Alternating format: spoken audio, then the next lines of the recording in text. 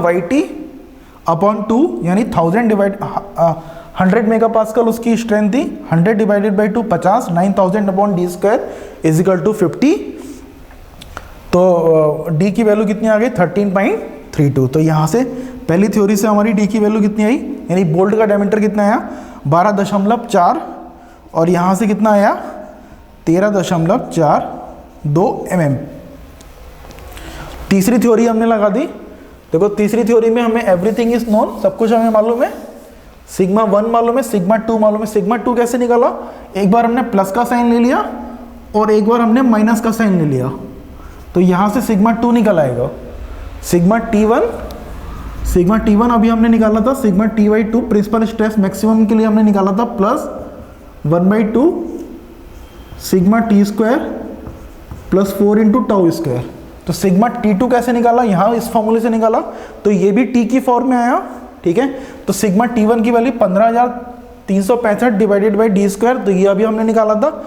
Sigma T2 हमने यहाँ से निकाल लिया, तो कितना आया -2635 डिवाइडेड बाई डी स्क्वायर, ठीक है, -2 into 15,365 into d square minus 2635 d square is equal to किसके बराबर रखना था हमें। अगर हम डिस्टॉर्शन एनर्जी थ्योरी की बात करें, इक्वेशन की बात करें, तो sigma Y T upon factor of safety. तो फैक्टर ऑफ सेफ्टी न्यूमेरिकल में गिवन ही नहीं है और हमने एक एज्यूम किया है, यानी कोई भी फैक्टर ऑफ सेफ्टी लेके नहीं चल रहे हैं हम। सिग्मा वाई टी की वैल्यू 100 दे रखी है, तो कितना हो जाएगा 100 स्क्वायर। तो ये वैल्यू कितनी हो जाएगी 100 का स्क्वायर। तो ये केवल डी ही इसमें अननोन है, एक इक्वेशन है डी अननोन है, इसको हमने सॉल्व कर लिया, डी की पावर 4 में आ गया। यहाँ से 32,391 डिवाइडेड बाई डी की पावर 4 इज इक्वल टू 1। तो डी की वैल्यू कितनी आ गई, डिस्टॉर्शन एनर्जी थ्योरी से डी की वैल्यू कितनी आ गई 13.4 mm। तो ये आपका फाइनल आंसर आ गया, ठीक है भाई, समझ में आ गया। तो इसमें देखो आप कंपेयर कर सकते हो, 3 थ्योरीज ऑफ फेलियर हमने पढ़ी, हमने बोल्ट का डायमीटर लगाया, बोल्ट का डायमीटर निकाला, बोल्ट जिसमें हम 2 तरीके के लोड लग रहे थे, एक तो एक्सियल लोड लग रहा था, खिंचाव हो रहा था एक तो बोल्ट में, और दूसरा उसमें शियर हो रहा था, ठीक है। तो 2 तरीके के लोड लग रहे थे, दोनों को हमने दोनों में थ्योरीज ऑफ फेलियर लगाया।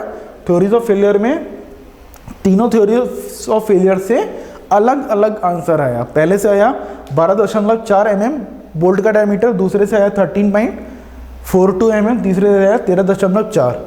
तो थोड़ा सा 19-20 थोड़ा सा डिफरेंस आया, बट ऑल आर करेक्ट। तो इसमें ऐसा नहीं है कि भैया मैंने 12.4 निकाला, रैंकाइन बोलेगा मैंने 12.4 लगाया तो उसी डायमीटर का तुम बोल्ट बनाओ, तो ऐसा कुछ नहीं है कि तीनों ही आंसर जो हैं वो सेफ हैं और सही हैं। तो अब चॉइस क्या हो सकती है, चॉइस ये हो सकती है कि मैं क्या करूँगा, जो 13.4 जो ज़्यादा वाला डायमीटर है, अगर आप किसी इंजीनियर से बोलोगे तो क्या है, ठीक है भाई इसका डायमीटर ज़्यादा है और मेरे पास इतनी जगह भी है, मैं ये वाला लगा लेता हूँ, थोड़ा सा मजबूत हो गया, 12.4 थोड़ा कमज़ोर हो गया, इसकी डायमेंशन ज़्यादा है तो ये मजबूत हो गया। तो अलग अलग थ्योरीज ऑफ फेलियर को आज हमने देखा, अलग अलग थ्योरीज ऑफ फेलियर से हम डिज़ाइन कर सकते हैं, वो क्राइटेरिया उसका कंपोनेंट का रहता है। हमें बस एनालाइज ये करना है कि कंपोनेंट में जो 4-5 तरीके के लोड लग रहे हैं उससे किसी भी तरीके से हमें मैक्सिमम प्रिंसिपल स्ट्रेस, जो कि हमने इससे पहले वाले लेक्चर में भी देखा था, किसी भी तरीके से न्यूमेरिकल में हमें मैक्सिमम प्रिंसिपल स्ट्रेस, ये आगे कंसेप्ट बहुत ही ज़्यादा इंपॉर्टेंट है। अगर ये समझ गए तो आप मशीन डिज़ाइन में बहुत आसानी से आगे के न्यूमेरिकल, जो आगे के चैप्टर हैं आपके शेफ्ट वाले चैप्टर हैं या आगे जो भी डिज़ाइन करोगे, बहुत आसानी हो जाएगी।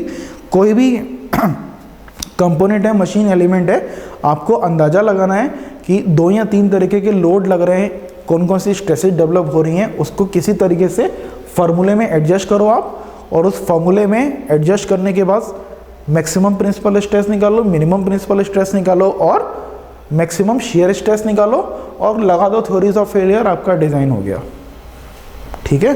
तो आज का लेक्चर मैं यहीं पर फिनिश कर रहा हूँ।